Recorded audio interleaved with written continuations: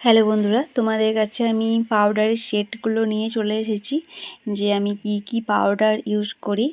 তো কম দামেরও আছে, বেশি দামেরও আছে।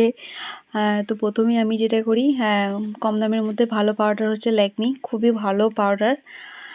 পার্টি মেকআপ বলো বা যে কোনো মেকআপের জন্য বলো, ল্যাকমি পাউডারটা খুব ভালো লাগে। তারপর আসছে ইনসাইডের ব্যানানা পাউডার।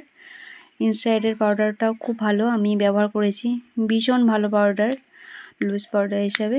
তারপরে তো ফরএভার 52, এটা তো ভালো একদম, মানে সেই চোখ বন্ধ করে যাকে বলা যায়। তো এরপরে আসছে সেটা হচ্ছে ক্রায়োলন।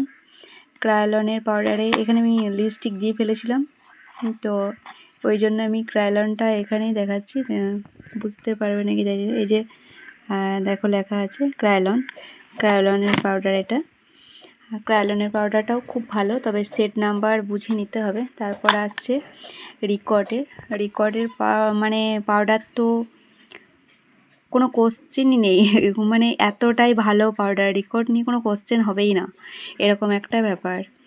তো এই হয়ে গেল। আর সব থেকে শেষে আসছে এই যে হাই রেঞ্জের ম্যাকের কম্প্যাক্ট পাউডার। ম্যাক তো অবশ্যই ভালো, কম্প্যাক্ট পাউডারটা খুবই ভালো।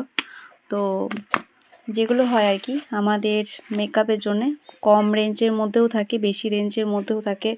তো সমস্ত প্রোডাক্ট রেখে দিতে হয় হাতের কাছে, হাতের নাগালে, যে কখন কোনটা কিভাবে প্রয়োজন পড়বে সেটা বুঝতে পারি না, সেই জন্য সমস্ত প্রোডাক্ট আমাদেরকে রেখে দিতে হয়।